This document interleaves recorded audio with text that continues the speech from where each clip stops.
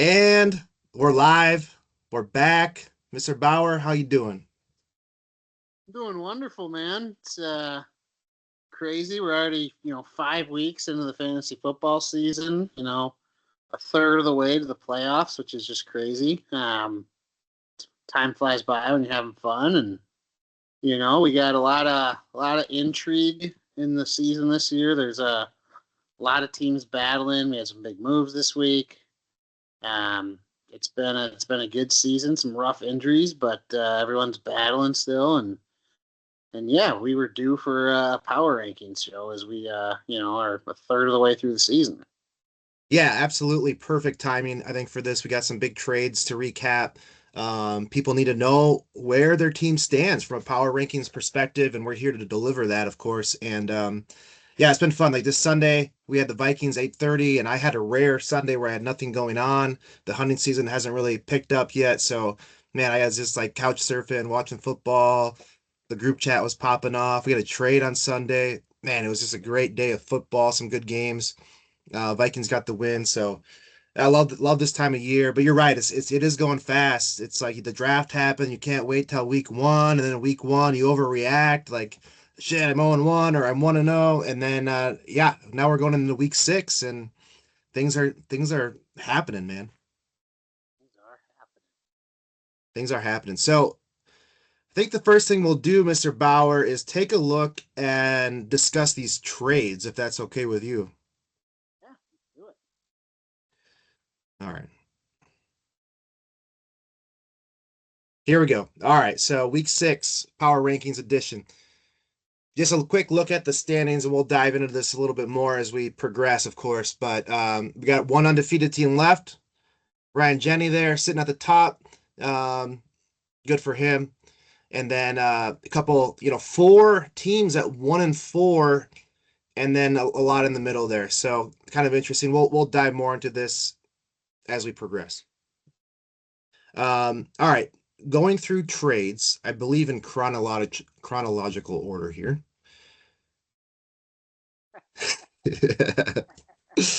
First trade, Costell and Leon. So this picture is from the draft this year. Just a classic.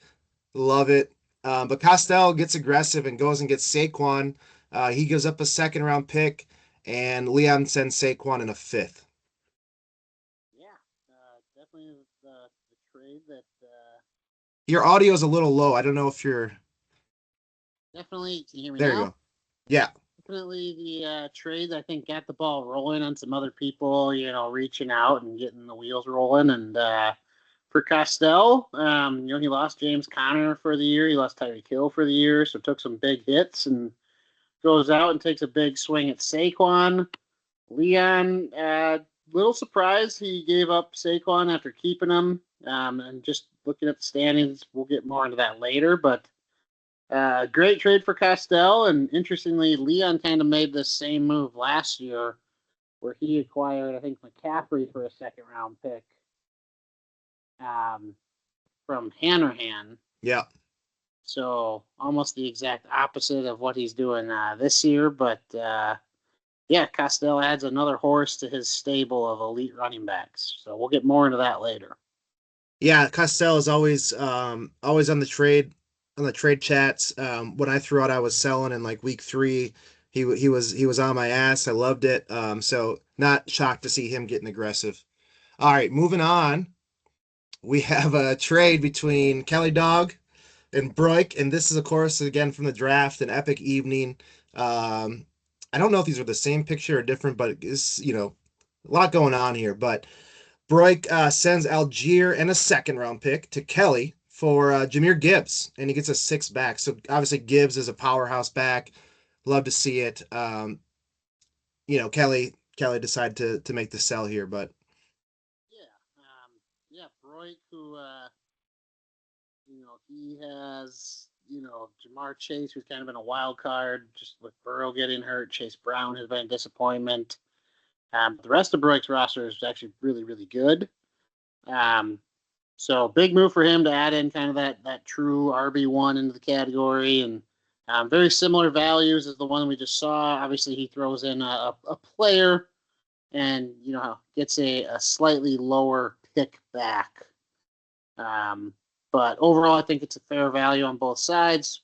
Kelly Dog, unfortunately, just had a rough start to the season, and it's going to be a very steep uphill climb if he wanted to get into playoff contention, just based on record and points scored. So um, definitely made sense, and this is really funny as we get to the next trade because I believe Kelly Dog agreed to his two trades within like minutes of each other. So Really? Damn, the yeah, elusive Kelly dog just snapping off. So we'll jump in. There's Kelly. This is Bauer from Errol's wedding over in Utah, throwing it up, looking sharp. About 45 beers deep. Well, maybe not that many yet. That was before you robbed the bar. oh Um, yeah. yeah. I wonder if they got charged for all those beers. Whoopsies. I let they like we only finished like there was still like 20 left. I put them in the fridge, so they got them back. But anyway, so Empire Pot hard to trade with. Some people tell you to F off.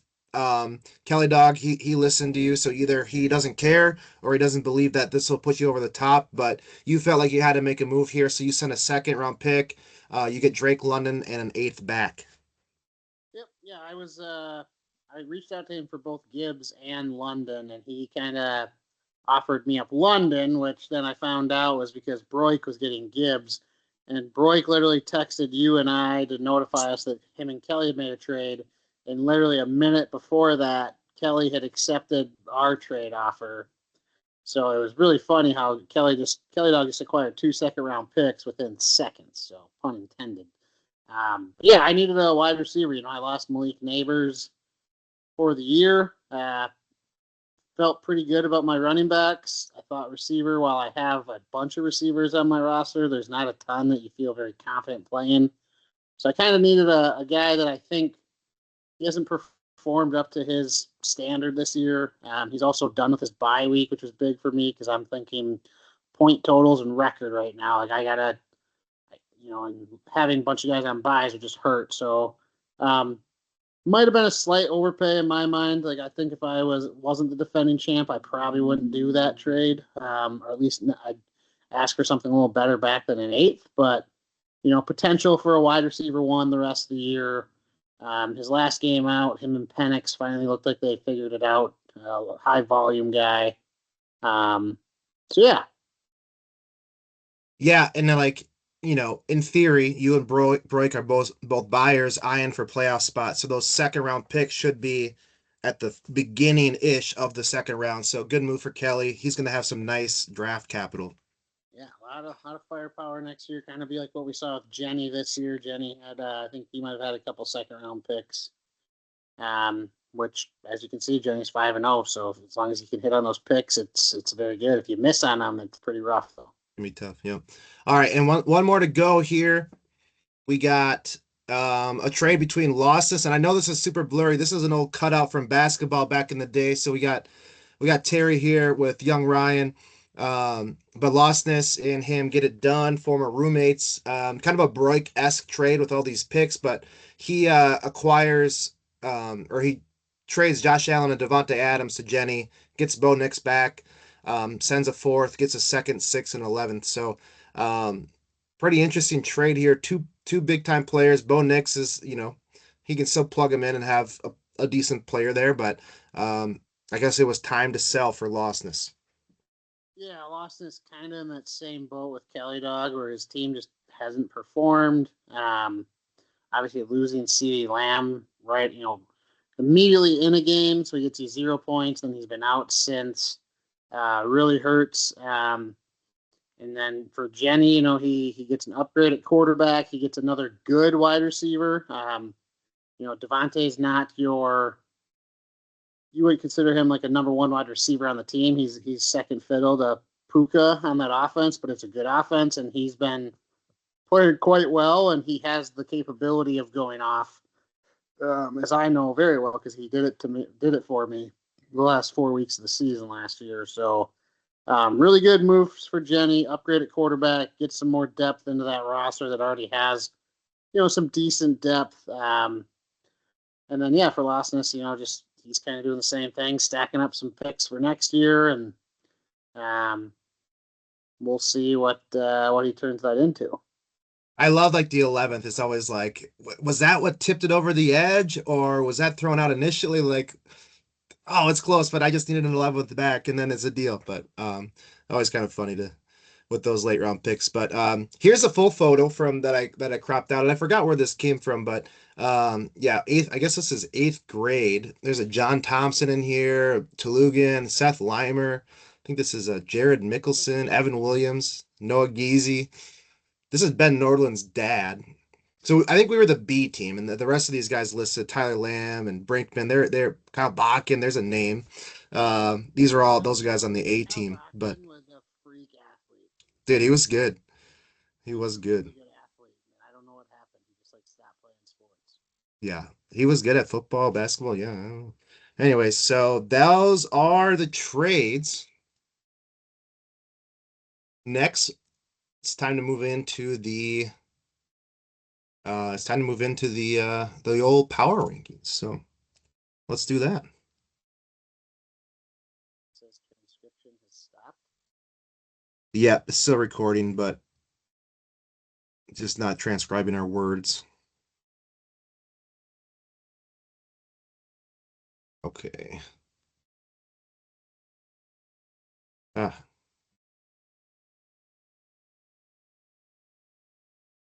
Okay, so we kind of briefly showed the standings, but just want to call out a couple things here, right? So, um, Molar Bears taking the lead on points scored, 623, sitting at 3-2. Jenny 520 points, but 431 against, which is the lowest. So that helps. Um, Bauer just getting shit on. Everyone knows you're the Empire Pot owner right now or going for it. So everyone's just showing up. I think my highest scoring week was last week against you. So just classic. Well, the funny thing is, the only time I won, my only win of the year, I was the top scorer, and I believe JP was the second highest scorer. That's who I beat. God damn. But yeah, everyone besides week one when everyone didn't score, the other 4 weeks, my team just we just give it up so easy. We need to learn how to play defense.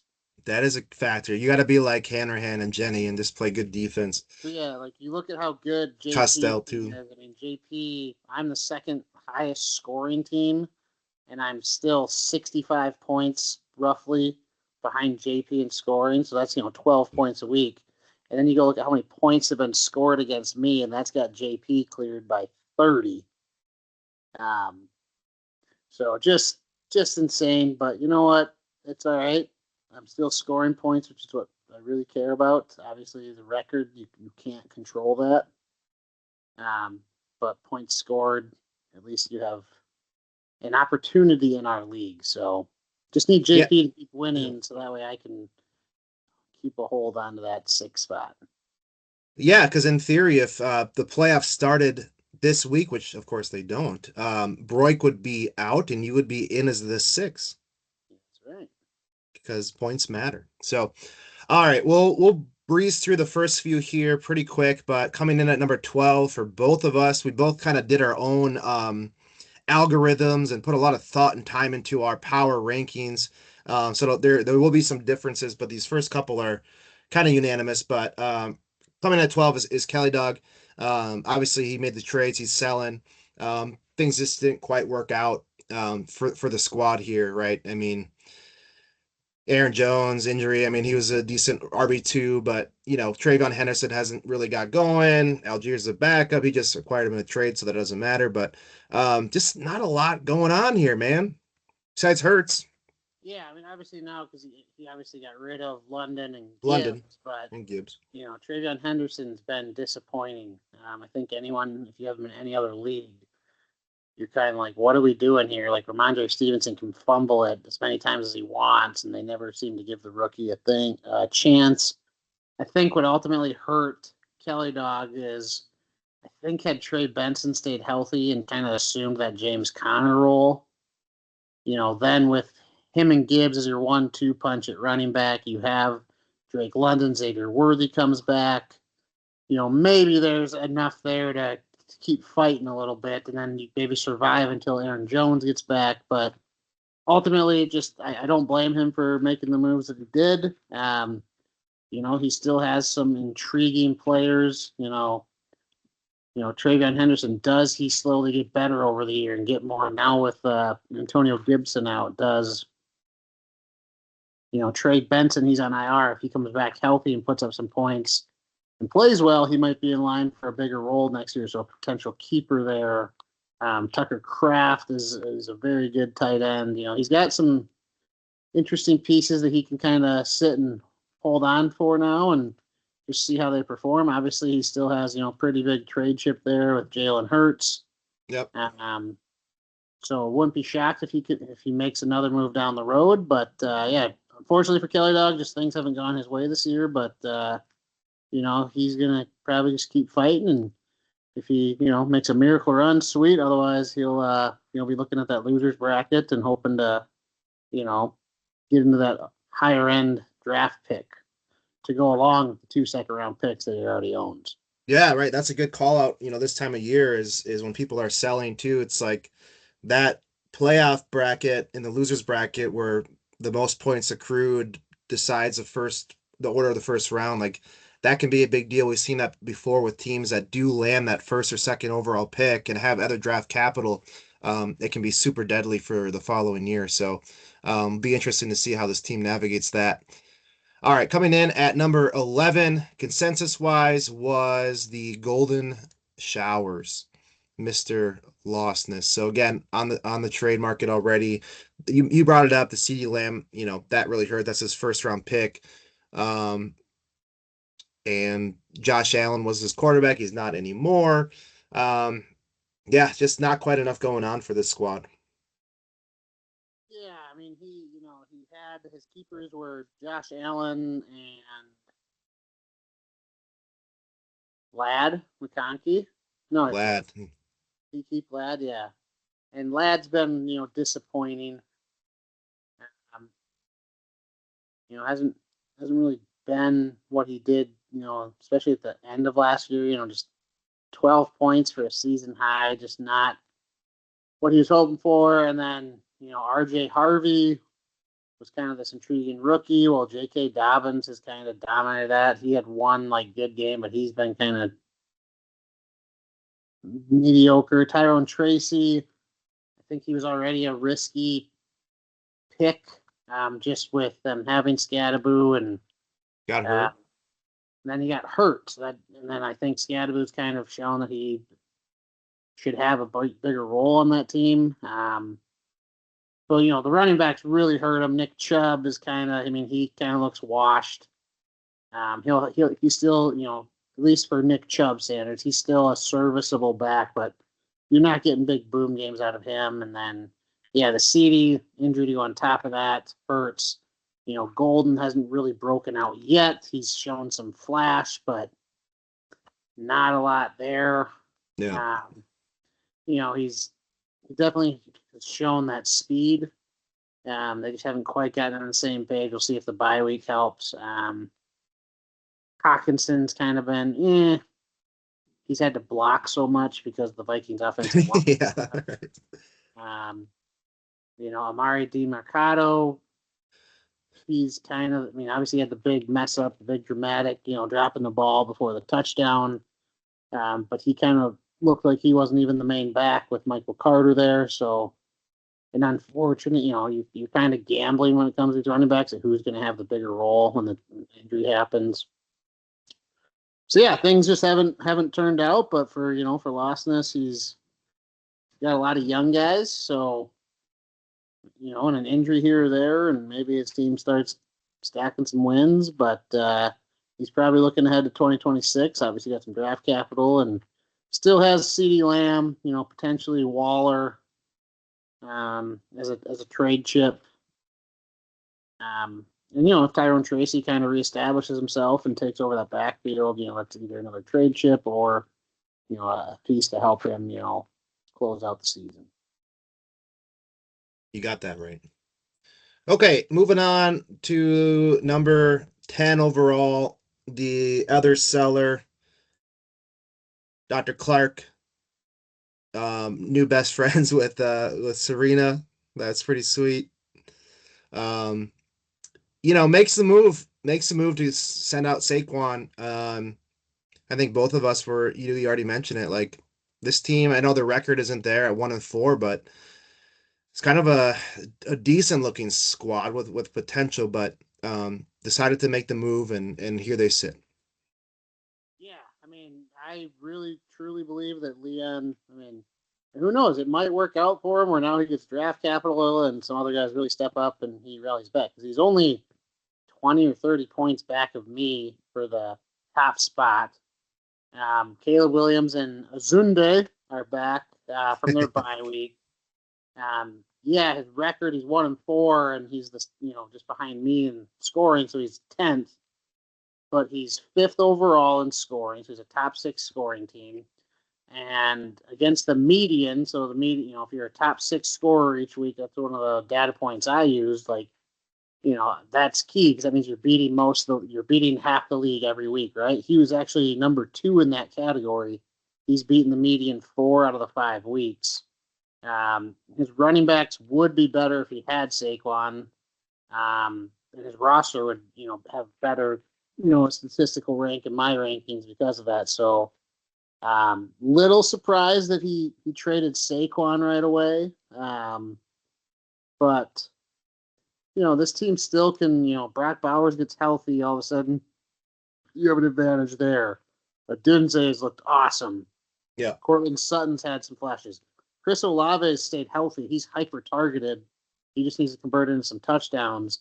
Rico Dowdle, I think if he has another big game, he could unseat Chuba Hubbard as the featured back in that backfield because he looked really good last week. Yeah, he did. Opponent can matter with Miami, but at the same time, and then Ramondre, his role should only be bigger with Antonio Gibson getting hurt. Caleb Williams, he's looked like trash against the Vikings and even against the Lions, but fantasy wise, he's been pretty decent. And you know, they're so I think he can still make a run and make the playoffs. Like it would not surprise me whatsoever. I think a little surprised that he moved Saquon this early. So we'll see what happens, but he's still not an easy. I still don't think he's an easy win. I mean, I think if you lose the losses with Kelly the rest of the year, you're really going to be kicking yourself because just on paper, you should beat those teams every time. Leon's team, I don't. I still think they're a pretty decent team. Just doesn't have quite that firepower that you have when you have Saquon. Yeah, and looking at 1-4 is a bit scary, but this team's gonna win some games, and there is upside there, so it'll be fun to watch and see if any more moves come or not. But we'll see what happens. All right, this is where it gets fun. So we're getting to number 9. Um, this next one we're both pretty close. You had so it's me at number 9 consensus wise. You had me at 7. My rankings put me at 8. So started out 0-3. Was considering making a sell, but I thought it was just maybe give me another week. So I've rattled off a couple wins in a row. Had my highest scoring week last week was 134. Um, there's some good pieces on this squad.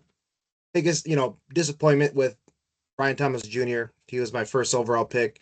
He's sitting at position rank 39 for wide receiver, so that's been tough. But JSN has exceeded expectations. Debo's been great. We'll see if that continues when Terry gets back there. And then with Devon Chan and Kyron Williams, as long as they're healthy, they're productive, they're utilized. So love that. And then I got the combination of Fields and Dak Prescott at quarterback. And if I can just figure out which week to play which one, I should be in decent shape at the QB position. Tyler Warren's been a stud at tight end. So record wise, a little bit behind on points so far, but I think there's potential to kind of ramp this thing up as long as we can stay healthy. Yeah, I mean, 2-3. The next, you win, and a couple of those 3-2 teams lose. All of a sudden, you're in the playoffs by record alone. You ranked in my rankings. You were seventh highest scoring team, but you were the fourth best team against the median. Your running backs are a little weaker, but you have very good wide receivers, or good wide receivers. And I said your overall roster, I thought, I mean, you have two QBs you can lean on. JSN, Debo, Brian Thomas. Like, I think Brian Thomas, I mean, he's performed about as poorly as you could have. Yeah. Thought he looked more like the Brian Thomas of last year on Monday night. Um, I think he just needs a confidence game, and you'll see him come off. Tyler Warren's been great. There's not really a weakness on this team. You have solid running backs, solid wide receivers. You won the Hassan Haskins bidding. Yeah. You, me, and Jenny all within $2 of each other, so that was pretty crazy. Obviously, if he kind of takes over that backfield for the next 4 weeks, that'd be huge.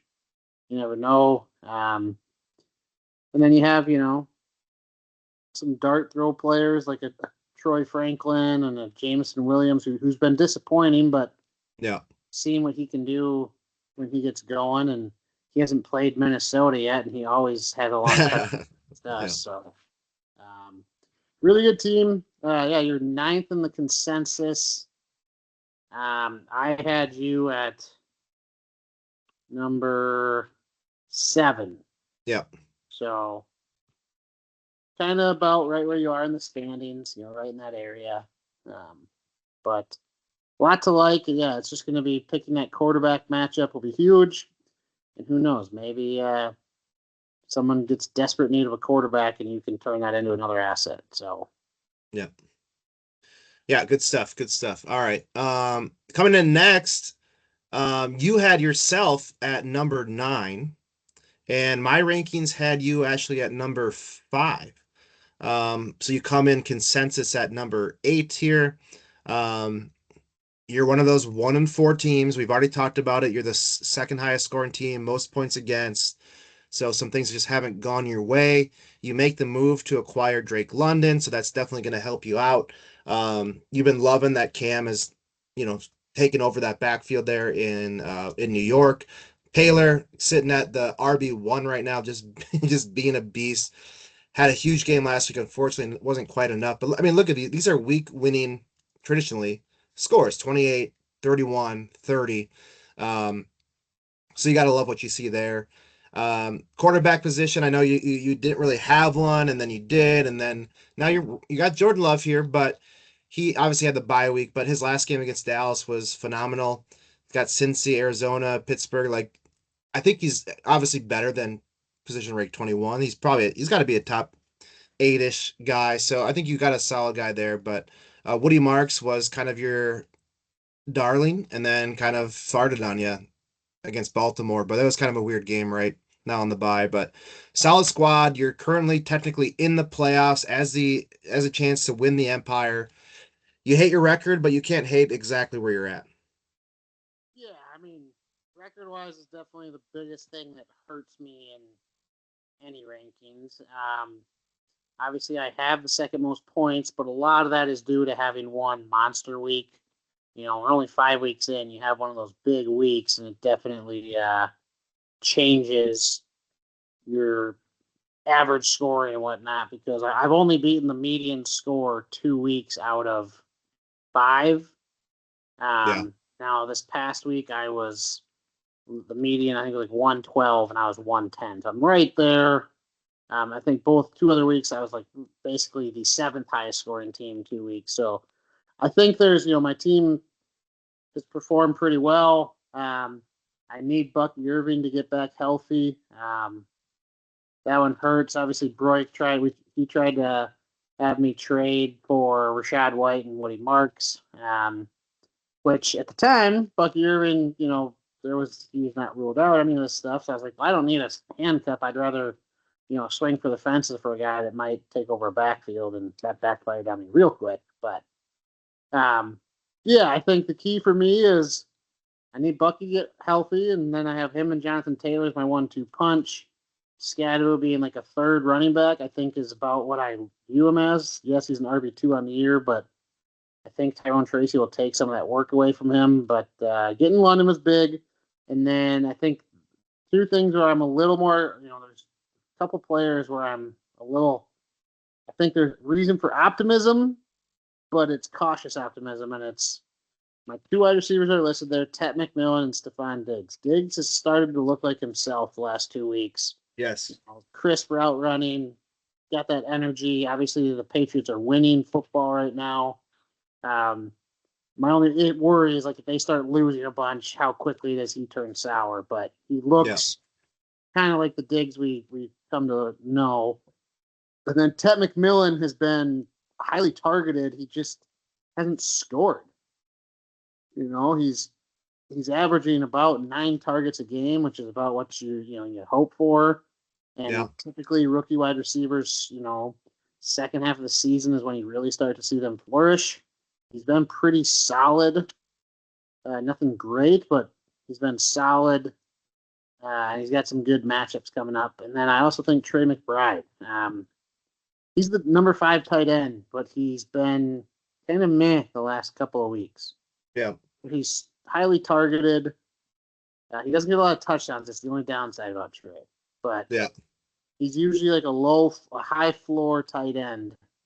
Um, so yeah, I mean, I think there's reason for optimism, but based on current roster setup, how guys have performed, current record, all that stuff, my team just slotted into the 9 spot. Now, what I will tell you is, in my rankings, there's a clear cut number 1, there's a clear cut bottom 2, and then there was Leon, who was number 10, and then spots 2 through 9. So I'll put it this way: there's a 20-point gap in my rankings between number 1 and number 2, and then between number 2 and number 9, there was a 9-point gap between those 7 teams or 8 teams. Yeah, my middle's pretty packed too, so it is interesting. So it's one of those things where there's not a lot separating these teams. So I think record at this point for has to play a bigger role just because everyone's so tight and everything else. And unfortunately, I'm currently in a playoff spot. We'll see if my team can get it going and start picking up some wins. Yeah, I'm like, obviously, aside from Jonathan Taylor, I think the thing that really screams out here is just upside. Bucky coming back, Drake London getting it going, Jawan Jennings coming back, McBride maybe scoring a touchdown, Diggs is on his way up. You brought up McMillan. Um, I think you're gonna have some big weeks ahead of us, and that's gonna scare the league a little bit. So If I hadn't lost Malik Neighbors for the year, yeah, that's a good call you know, out. I, Yeah, I still either might make that London trade or maybe I'm talking to Leon about Saquon or going for Gibbs instead and, beating Broik's offer. Um, but yeah, losing Neighbors hurts. I replace him with London. I think Neighbors is a better player than London, but it's where we're at. But yeah, losing Neighbors really sucked because you saw in the one game that dude has the ability to be the best receiver in the league when yeah, he just Russell Wilson the next couple weeks is like I freaking suck. yeah, right. Oh man. All right, cool. So going on, this is interesting here. So we have coming in at number 7 is actually the 5-0 team, Mr. Jenny. So your rankings had him at 8. My rankings had him at 4. So he comes in consensus at number 7, makes the move to acquire Josh Allen, shoring up that quarterback position, and then Devontae Adams. Um, I remember preseason and into the draft, you had told me that he's like, it's McCaffrey for me, and that's obviously been a great pick so far. Been a solid running back. This team is good, not great. Marvin Harrison started pretty good week 1, couple down games, but maybe he's kind of turning a corner here. Um, what else? I mean, Devontae Adams been like that offense in LA with the Rams is interesting. There's so much passing volume, and he's just been super consistent. So love to see that. He'll get Mike Evans back. Jordan Addison obviously missed the first 3 weeks, putting up double-digit points since he's returned, despite getting in trouble a little bit and missing a quarter for what was he doing? He was sightseeing, or he's like, I don't want to go to practice today. Um, yeah, and I think with Jenny, it's more if you took away the 5-0 record, I don't think you would be like shocked by this ranking. Because he's the eighth highest scoring team. He's only even though he's 5-0, he's only outscored the median twice. Um, Two of his wins came when he scored less than 90 points. So definitely a lot of luck here. He's got the least amount of points against. Allen and Adams certainly help this roster. Obviously, Mike Evans coming back. When does he come back is a key thing. And then Hampton's out for 4 weeks, at least 4 weeks. Yeah. And so you just don't know with injuries. Addison, I really like him. I think he'll be a good solid addition, but his running backs are a little worrisome. I mean, he's got Hampton out. Kamara does not look like the same Kamara. Kendra Miller, you're starting to see him get a lot more action. CMC is great, but my only worry with him is how long can he last? He has no rushing touchdowns, which is crazy. Wow. But it's just he gets so many receptions. 8 receptions, 6 receptions. And obviously once Kittle's back healthy, maybe to get Jennings back healthy. Pearsall was out last week. Brandon Ayuk, does he ever come back? Some of that passing volume might go down for McCaffrey. So, but if he stays healthy and he gets Evans and them back, I think his team moves higher up in the rankings. But that's some older players and some injury-prone players. That I just think there's a lot of risk in this team. But 5-0, so maybe my system's a little harsh, but ultimately, yeah, you are what your record says, so you can just ignore these power rankings, Jenny. Yeah, it's kind of funny. Like this roster, when was the last year that McCaffrey was like healthy and ripping? Was that like 3 years ago? Um, Yeah, it's either 2 or 3 years ago. 2 or 3 years ago. Then you pair that up with Kamara in his prime. Obviously, Josh Allen's been great, and then add Devontae Adams and Mike Evans. Like it's kind of an older roster, but obviously they can still produce. So solid squad. We'll see. We'll see, man. That record helps. Like you'd have to really go on a bad streak to miss the playoffs at this point. But you know, here he is, Yeah, 5-0. if you just look at this team's performance in terms of points scored, where their players are ranked, total depth and all that stuff, like this wouldn't scream number one team in the league. Yep. But he's in the playoffs, so who gives a shit about being number 7 in the power rankings? But that's why we do this to call out the frauds. Yeah, but that's what I think Allen and Devontae give him enough. Like, I think this is like a high floor team, and he pretty much has to really f off to miss the playoffs. Yep. So I think he's in the playoffs. If he gets those guys back healthy, he's going to have a very deep team. And then he's got McCaffrey, who I think is his one player who's got that like superstar power, besides Josh Allen. Yeah. But the rest of the team, I think they're kind of the really good players, but none of them have screamed like game breaker to me. For sure. Personally, but I'm 1-4. What do I know? What do you know? Yeah. So again, you had him at 8. I had him at 4. He comes in at number 7 overall. So that breaks us into the top 6 here. So just to recap, we went Kelly, Lostness, Leon, Tulugan, Bauer, Jenny. So coming in number 6, sitting at a record of 2-3.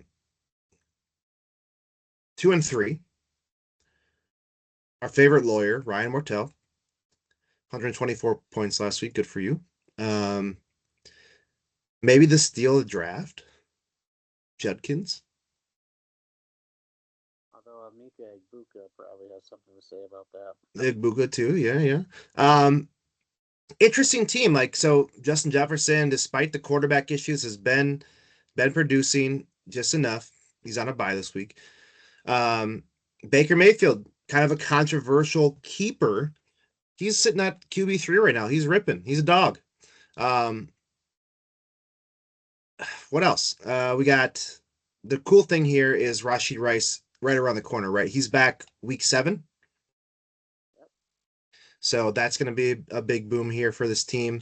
He's got like 17 tight ends on the roster. Kittle will be back, but yeah, sitting there coming in at number 6 for the team. What do you like about this team? I mean, I just think this is a team that has a lot of upside. Um, Judkins full. I mean, that dude, he's very good. Does he have a suspension coming up? We'll find out, right? So I like that addition. Jalen Waddle's value has gone up with Tyreek Hill out. He's now the main guy in Miami, and look what he did last week: 20 points, touchdown. So I think his value's up. Justin Jefferson is Justin Jefferson. He's still the best receiver in the league. It all just depends if the offensive line can block just long enough for the quarterback to throw it his way. Because when he's had, I mean, look at the last 2 weeks. I mean, that is stud territory right there. 120 yards. He's just missing a touchdown, right? Just missing the touchdown. Yeah. Is McCarthy back? Obviously, they have some tough matchups coming up, but if the offensive line can do what they've done, like last week and even against Pittsburgh at times, like I think Jefferson's good. Rashee Rice coming back helps. He's also got George Kittle on IR, so he could go. I mean, he's got enough tight ends that are all doing pretty well, but George Kittle is George Kittle. So he's got the ability to be the top tight end. I mean, if you look at his per game average last year, he was the Yeah. best tight end in football. So yeah, and then he's got Dave Montgomery, who's a pretty safe pick. Ken Walker hasn't been the most efficient, but he's been pretty solid. My only beef with Mortel, it's not even a beef, but keeping Baker has worked out. But there was before the draft, before we submitted keepers, I thought Mortel was going to keep Roma Denze for a 7 and Garrett Wilson for a 4. Might have been a 3, I can't remember. I think it was a 4. I think it was a 4. And he kept Brian Robinson, who then turned into a backup running back. If this team would have kept, let's just say he keeps Baker and then he keeps Garrett Wilson. Imagine putting Garrett Wilson into this lineup. Yeah. Just unreal. So that's probably the only thing he regrets. But yeah, just really good team, a lot of upside. He's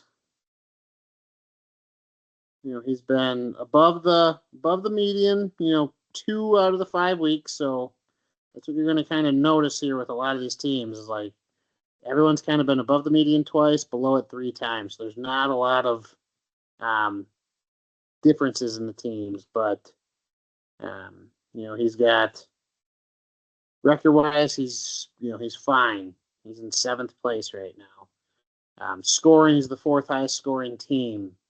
He has, through the whole roster, the 4th best running back group, in my opinion. His wide receivers, I think they haven't been the greatest this year, but they have a lot of upside. And his overall roster, I just think there's a lot of good pieces. He gets a little, his roster strength got a little overskewed because of all the tight ends. They're all tight end 1s. So that'd be my only knock on him. Is he's got 4 tight ends on the roster, and I think it's 4, isn't it? So his only, unfortunately, he's got 4 tight ends, but he also has Jefferson, Rashee Rice, and potentially Kendrick Bourne. But how long does his role last with, some other pieces coming back into San Fran? So. But, Quinshon Judkins, I bet Mortel was probably pretty pissed that he looked like he was going to just own the Vikings and beat us. But fortunately, the Browns browned, and Mortel gets to walk away happy because he had a good game, but the Vikings won. The Browns browned. They browned out. So yeah, you had him at your rankings had him at 5. Mine had him at 6, so he comes in at 6 overall. Moving into top 5. This one is polarizing. I love it. No stranger to polarizing opinions, Mr. Dan Laska. So your rankings had him at 2, and my formula put him at 9, but he comes in at 5 overall. So talk me through, what was standing out for the squad for you. that had him at 2, and then we'll go from there. He's the third highest scoring team. He's kind of middle of the pack when it comes to scoring against the median. His wide receivers are good. Um, you know, Pickens, Allen, DK Metcalf. I think that Christian Watson pickup's a little sneaky good. And Yeah, his running backs, I mean, Josh Jacobs is a bona fide RB1. Yeah, he's 13th on there, but that's just because he has a bye week. yeah, He's pretty much guaranteed a touchdown every game. Ashton Genty has looked really good the last 2 weeks. yeah. Obviously, had that huge game against Chicago against me. Weird. But Weird. then had a good game against their last game, and he's looking like he had a bunch of pass, receiving work. I think Isaiah Pacheco, he's just, I think he's like a low ceiling kind of guy, but in a crunch, you can play him. You just need a touchdown. Jordan Mason, I think, has a bigger role with the Vikings. Even when Aaron Jones comes back, I think he's the goal line back. I think he provides that physical presence they want. Um, so yeah, I like this team. Michael Carter is going to be, the running back in Arizona for the next, for sure, 3 weeks. He looks pretty good. I mean, Yep. not the greatest average, but 5 receptions. He looks like he's going to be the RB1 there for until Benson comes back, which we don't know how long that'll be. Um, Jaden Daniels has been injured, but in the he's hasn't even started running really. Yep. Obviously, did week one Packers game. They kind of got their ass kicked, and then he got hurt. I think there's a lot of upside there. My only worry with this team would be CeeDee Lamb coming back and George Pickens' value going down, and then Keenan Allen fading down the stretch just because he's old. Yeah, and I think that's where our differences in our scoring system for rankings really shined here. Um, it's kind of fun that we both kind of take our own approach and do it a different way and to see where everybody lines up. But I think that's a concern here with Pickens and Keenan kind of dropping off. DK hasn't been quite what we would have hoped. I had a good week against Minnesota, then had the bye, but we'll see there. But Jordan Mason as well with Jones coming back. How does that shape up? I do like the Watson pickup, um, but Laska's we know he's good at fantasy football, much to our chagrin sometimes. So he's right in the thick of it. He's got that 3-2 record. Got a solid squad. There is upside here. These guys can keep chugging. Pickens and Allen and Jacobs stays healthy and Jetty continues his rise to stardom, which everybody hoped for. This is going to be a contender for sure. Yeah, I think the big difference with our rankings is mine still is more heavily weighted on what have they done versus what they can be. And I know maybe like we were a hypocrite because Jenny's 5-0 and you had them downloading your rankings, but I'm looking at total points in your current roster setup. Injuries play a big factor. If you have guys injured and they're out, that hurts you. You know, you definitely looked more into the future and rest of season rankings. So I think our consensus is probably a pretty good Yeah, decision because it's a little bit of both. So look at us just delivering the goods. All right, so Alaska comes in at 5. Next one, also slightly polarizing for us here. We have sitting at 4-1. Cool runnings, Mr. Nick Hanrahan here. So you had him at 3. And my rankings put him at 7. So obviously love the record. Got a nice win last week here. Derrick Henry been a bit disappointing. What's going on in Baltimore, man? He had the big week 1, and it's kind of been ho hum, especially for Derrick Henry's standards. AJ Brown definitely in bust category. He's uninterested at times. He got basically one usable game out of him so far this year. Kelsey is, sitting at tight end 6. It's kind of been weird, but Nico is Nico. I think there's good things to come here. It's on a bye this week, but solid dude there. Stafford's been ripping. But Lamar, his number one quarterback, obviously missing a couple weeks, has hurt or missing last week and then upcoming this week too. Um, Interesting team. So again, you had him at 3. Your rankings had him at 3. I had him at 7. Comes in at 4th overall. Yeah, so obviously being 4-1 certainly helps. I mean, winning games is the best way to make the playoffs. Gives you the most, opportunity. His scoring, yes, he is the third lowest scoring team, but when you look at it, he really just had the one just awful week. Week 4, I think he had Jalen Warren in his starting lineup. He didn't play. Lamar got hurt. Scored 59 or scored about 60 points. So just Nice. on scoring average, he's averaging almost 102 points a week, and that includes a 60-point outing. He's beaten the median score 4 out of the 5 weeks. He's been, 3 of the last 4 weeks, he's scored over 109 points, including his season high last week, and that's even without Lamar Jackson. Javonte Williams has been a revelation. Yes. He's fully. I thought maybe Jaden Blue was in last week. Maybe he would show something that would take some touches away from Williams. And no, Williams was like, no, this is me. I'm looking like the guy Denver thought I was going to be. Um, so I like that. Jalen Warren is a sneaky good running back. Based on points per game average, he's about he's right on that RB1, RB2. He's a good RB2 with RB1 upside.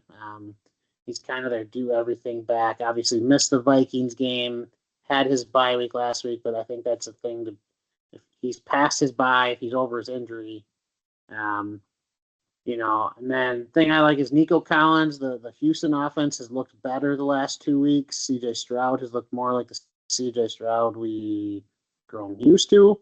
So I think that increases Nico's outlook. I think Lamar Jackson will be back, and they might need him to be a hero to try and rally back for these playoffs. He gets Scary Terry back, so that adds another receiver to that lineup. What is Brandon Ayuk? I think that's like a intriguing. I mean, I don't think he's going to be here for a while, but can he get him for kind of that late season push? Tony Pollard, he's not. There's nothing fancy about his game. He's kind of a low ceiling, high floor. My only worth him is how much is Tajay Spears cut into his production. But I think AJ Brown, he's been terrible besides one game. I think for Philadelphia's sake, if they want to get back to the Super Bowl, they need him. Yeah. And then Travis Kelce's been good. He's not the Travis Kelce of old, but he and Mahomes still have that chemistry. Looked really good Monday night. And then Derrick Henry, I think he's just in a rut. Lost a little confidence during that Detroit game when he fumbled again. I mean, look at Yeah. that first game against Buffalo. He looked great. Goes against a good defense, gets shut down. If you take away the fumble, it's 12-point night. It's not the worst thing. And then last 2 weeks, Lamar gets hurt. Lamar is out. Teams basically just said, Cooper Rush, you're not beating us. Yeah. We're not scared of you, so we're gonna shut down Derrick Henry. So I think he'll be all right. Is he gonna be Derrick Henry of old? Maybe not, but he doesn't need him to be. He's got. But I think the scoring really kind of it's a little misleading because he basically just had one bad week, and every other week he's been a good team. I mean, I have him the third best running backs in the league. Receivers are the weak point of this team. They're right about the 8th best receiving core, top to bottom. Roster, he's kind of middle of the pack, but like I said, record plays a big part in this. And then his scoring against the median plays a big part in mine. Yeah, and I like talking more about it and looking at it in more depth. Like subjectively, this team for me it should be higher than 7, but that's just where my rankings put them out to. But a lot of upside here, a lot of good things that could shape out with the return of Lamar, Derrick Henry getting going, AJ Brown, like you said, squeaky wheel gets the grease. They gotta get him going. So a lot to like here. Sitting solid, 4-1. A lot of good things going on over there. All right, top three, top three. Here we go. All right, so coming in at number three, the favorite snorkeler of the group, of course, Mr. Broik. Your rankings put him at 6, and mine actually put him at 2. Interestingly enough, so acquires Gibbs. I think that's absolutely huge. Chase. It'll be interesting to see what happens with Joe Flacco coming in to town there. Sounds like he's getting the start right away as well. This this Detroit game, this is all garbage time, but I think there's going to probably be a lot of that for the squad. So if you're Broik, you hope that he stays engaged, stays healthy, and keeps ripping there. But um, record wise, 3-2, you're right in there. God, I'm still wondering why I dropped Shakir. I can't remember my thought process. He's a solid flex guy, but anywho, what do you like about Broik's squad? Yeah, I mean, Broik is like with a lot of people. He's only beaten the median score twice. But you look over the last 3 weeks, he's averaging, about 125 points a game. Obviously, he had his big breakout game this week against Alaska. Um, then you're looking at some of the other statistics. I think Broik has arguably the best receiving core. Arguably, I think there's one other guy that I just give a slight edge, but Garrett Wilson, Emeka Egbuka, both been absolute studs.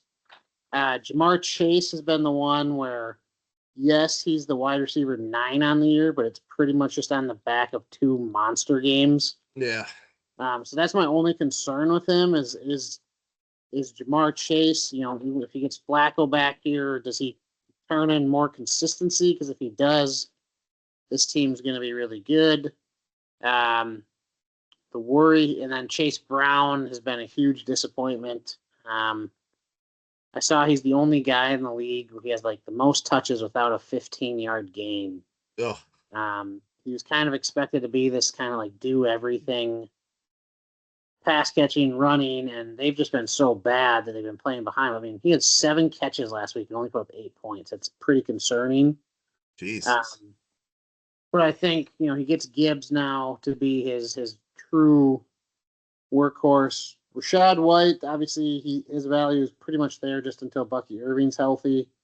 Rashad White he might be the most inefficient, good fantasy running back ever. Like, averages 2.9 yards, 2 touchdowns, 21 points. Like, yeah, yeah. he had that one week there he had 10 carries and averaged 6.5. But then you look at the rest of his games and it's like less than 3 yards per carry. He's okay, So that's the only thing that probably knocks this team down.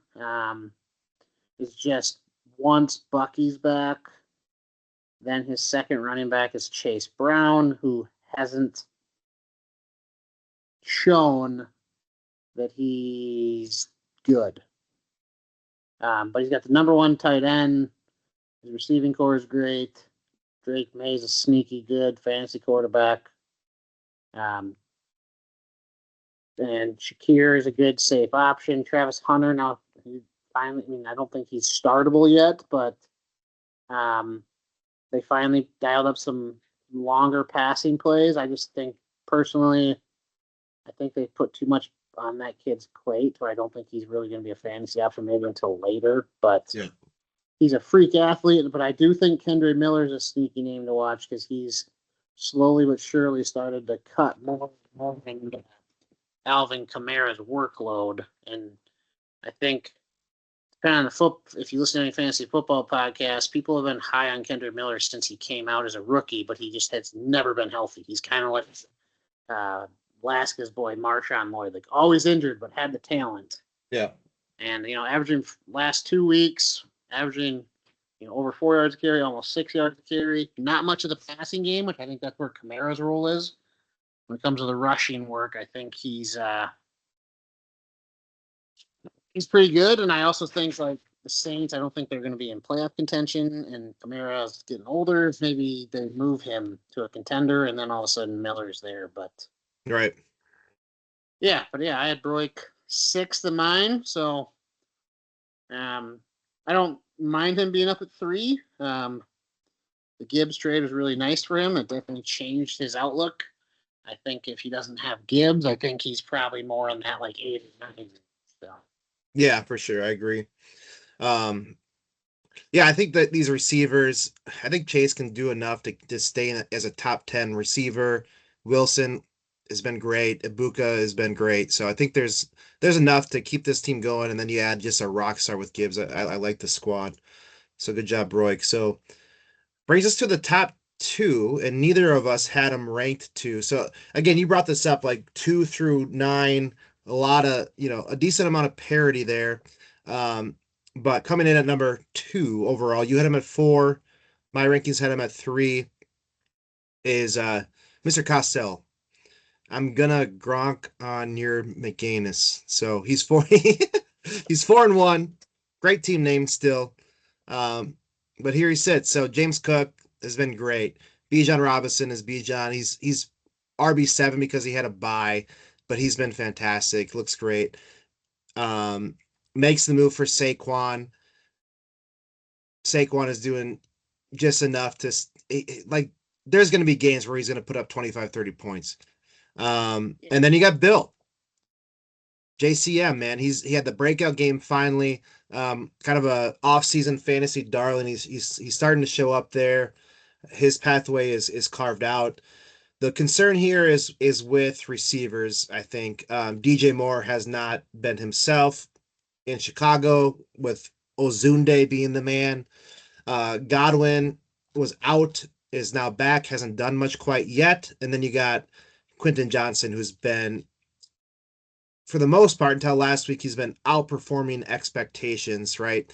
But last week he's a little bit down. So Costa really needs this to continue, and then needs, Godwin, DJ Moore to really kind of pick things up to be able to, maintain things at the wide receiver position. But having this stable of running backs is quite crazy. You got to love that. Um, Solid squad, Jake. Way to go. yeah, I mean running backs are definitely the backbone of this team.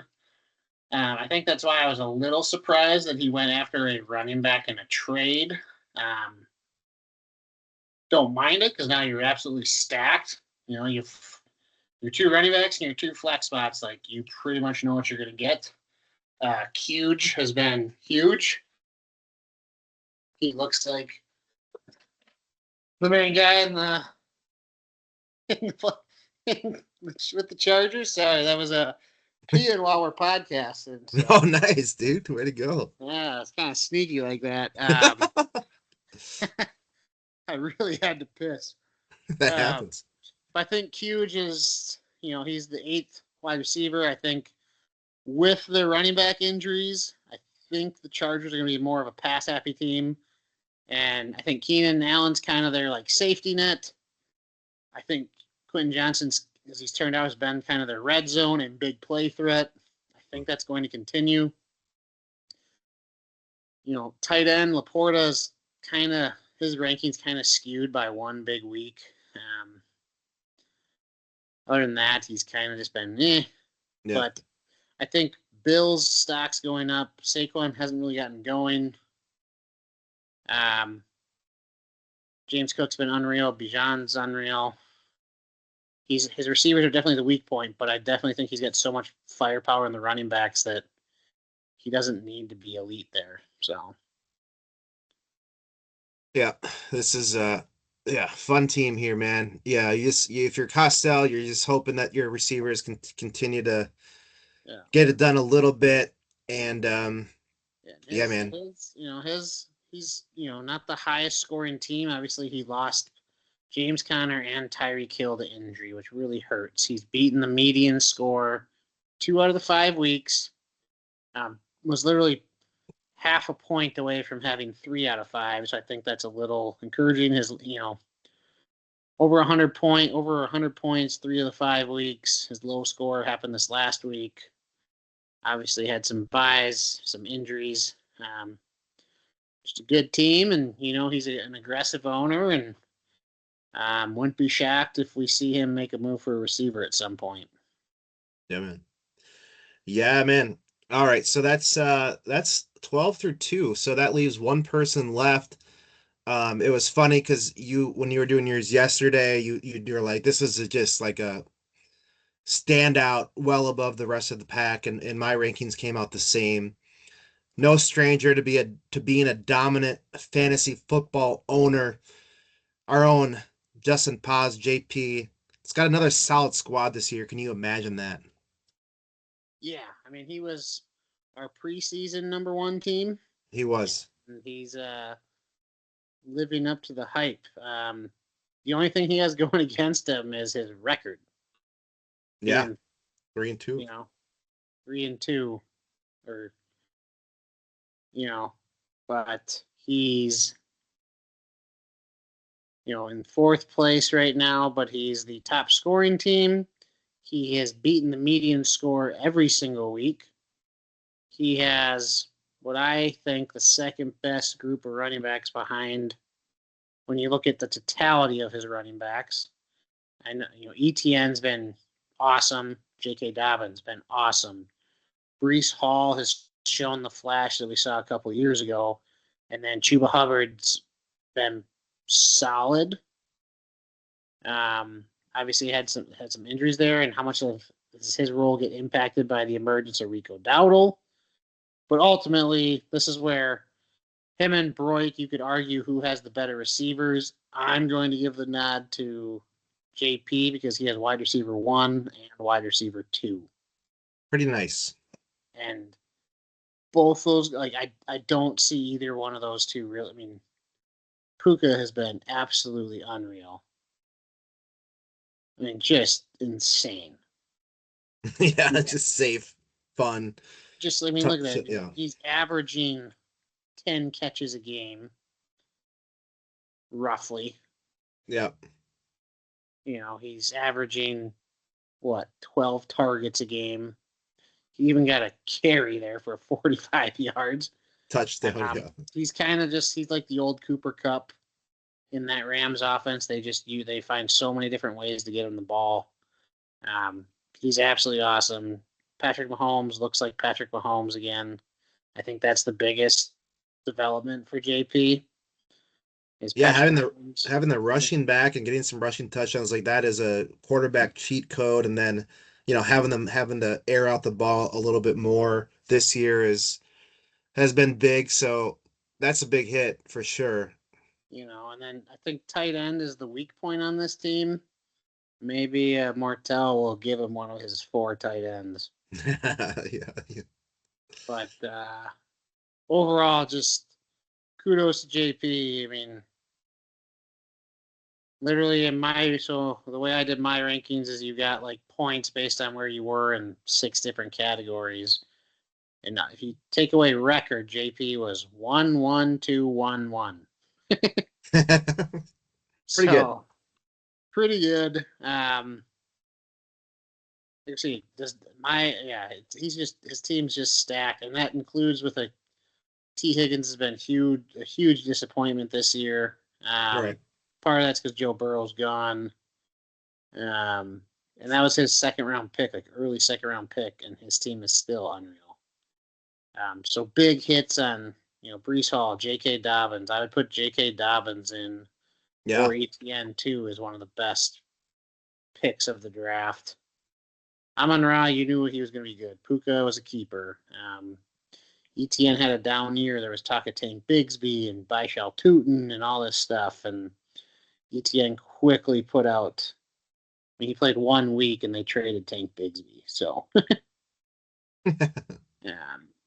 so if he gets an upgrade at tight end, or if Mark Andrews, somehow rediscovers his form from a few years ago, this team will be a tough one to beat. Romeo Dobbs has been great. He's been the Packers' best receiver. Obviously had that huge game a couple weeks ago. Yeah.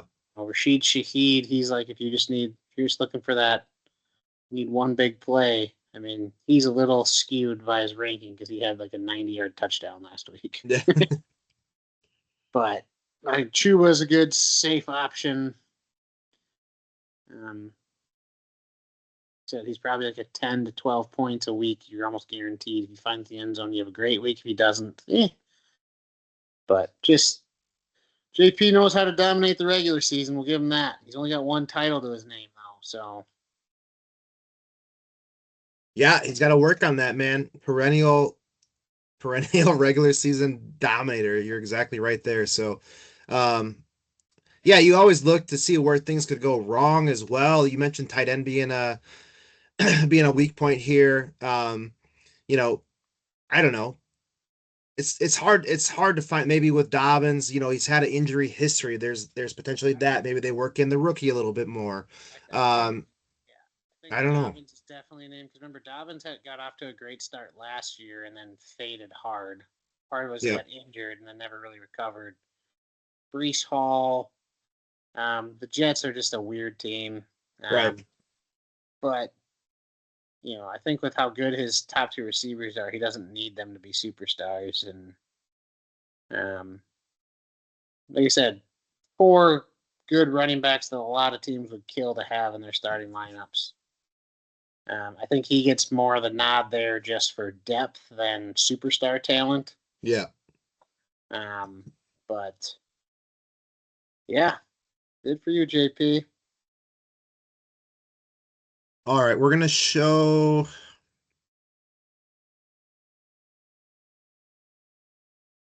the complete rankings here real quick. So we also had a third party involved here called Fantasy Pros.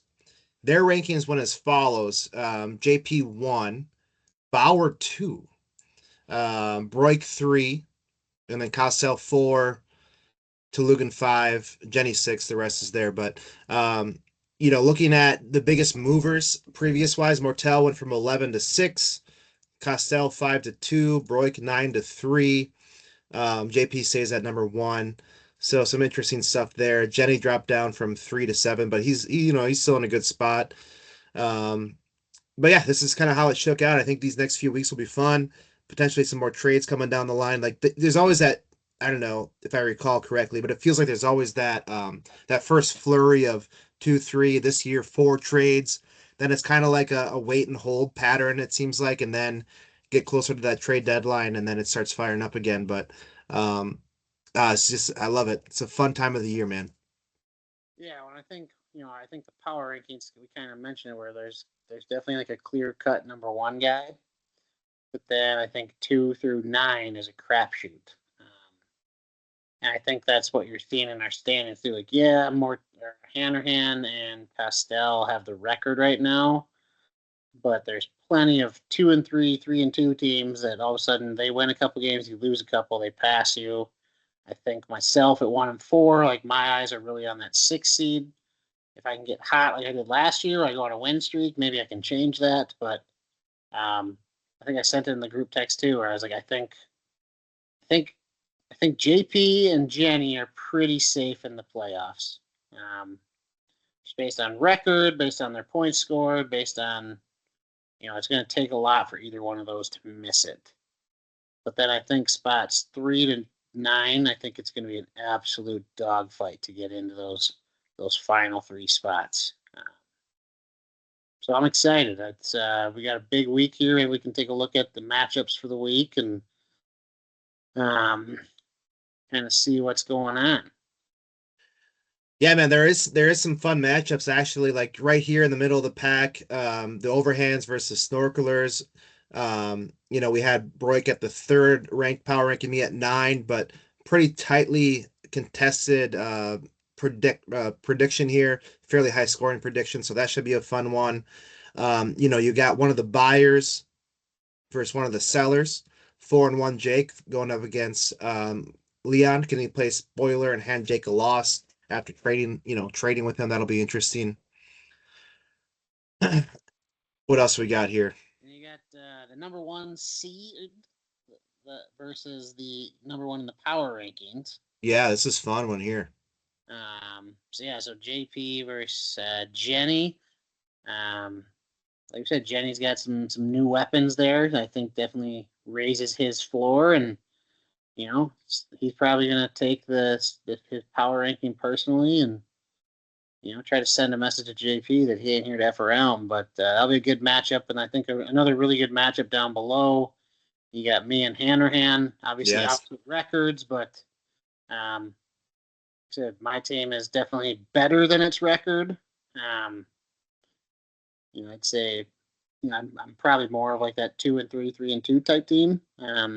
Just been unfortunate with the points scored against me, but got some good matchups, and um, so that's projected to be a close one. Here you got Mortel and Alaska, probably a good time to get these teams. They just made all these big trades. You're heavy favorites, like I mentioned.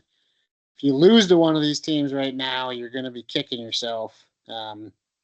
Obviously, anything can happen, but like you're like, gosh, how did I lose to this team? They basically sold their entire team, and they had freaking Jacoby Myers and Matthew Golden go for like 40 Yeah. points, and so yes, I think Laska and Mortel both pick up a win, which would be big for them.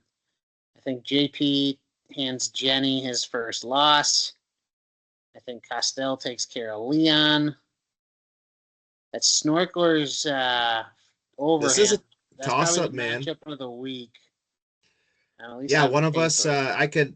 I could tie the record at 3-3 with a win, or Broy could go to 4-2 and I go to 2-4, and then yeah, things get a little dicey. So that's a big one for sure. And I then think, yeah, and I think you know, for me personally, I hope you beat Broik. I hope I beat Hanrahan, and then I hope we somehow get. And then I don't care who wins between Jenny and JP, but I hope we somehow get an upset one of those other three matches.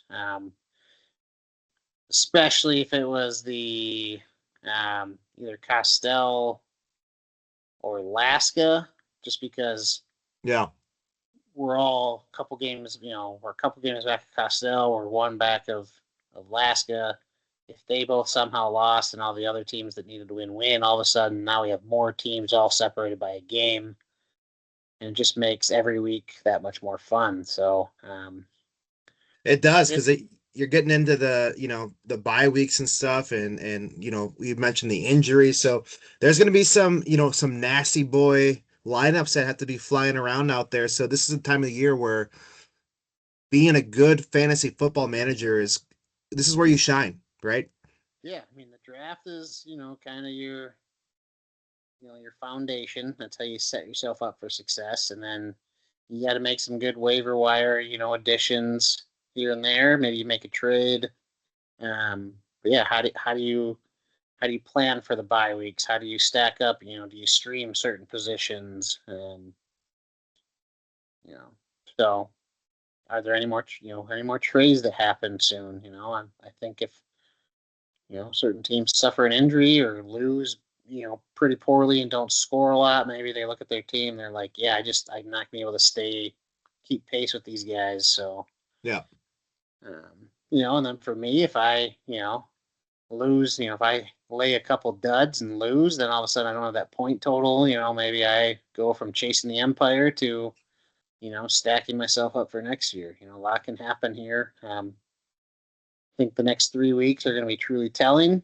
Um, I really hope we get to the point where it's like we get it so there's like 8 to 10 teams. I hope Leon kind of just surprises people and keeps winning, and we get to like 8 to 10 teams. With like 4 or 5 weeks left, and it can go any way to get to the playoffs. Yeah, that's kind of how it was last year. It was pretty tight. The trades I feel like didn't happen till later, and it was people were playing for the points, playing for the record. That's when it gets fun. Yeah, I've been loving the chatter and the group chat. Love the trades. This is great, man. This is what we live for, man. Yeah,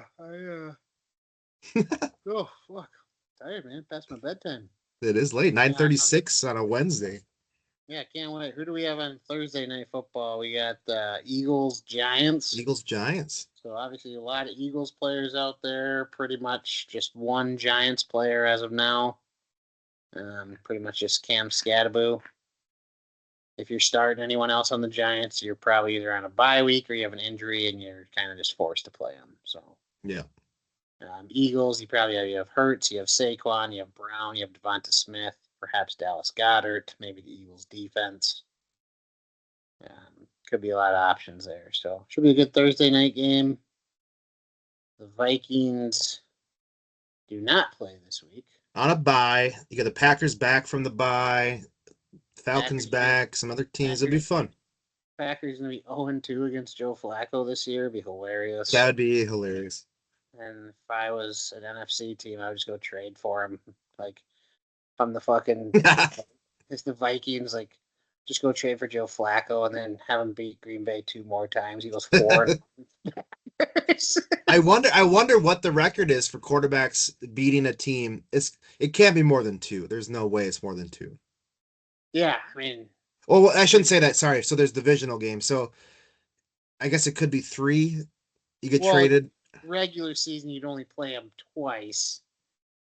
But yeah, if you play them twice in the division, then you got traded to someone else, and then came back and played, that Yeah. team. But That's obviously, if Flacco were to get traded to, the Bears, the Vikings, somehow, some way, just due to some unfortunate circumstances, then he could play the Packers 4 times, yeah. beat them 4 times, and then just have that record forever. Like, yep, I beat one team 4 times in one I regular think season. that's instant Hall of Fame qualification because that's so insane. Man. Yeah, you got Super Bowl MVP, and you went 4-0 against one team one year. In the same season. So good. All right, man. Well, this has been long. Thanks for if you made it this far. Thanks for paying attention. I've already said it 100 times, but I'm fired up. Love this time of year. Excited. Bauer, I'll turn it to you. Any final words? Let's just have a week, boys. I love that. I love that Sunday morning text, man. Let's have a week, boys. It gets me going. It's a lot easier when the Vikings are playing early. Right. Because I was just like too amped with energy, so I had to send something. I got to do something. Got to get something going. Good shit. All right. Good luck, everybody. Stay in touch. Let's have some fun. Let's have a week, boys.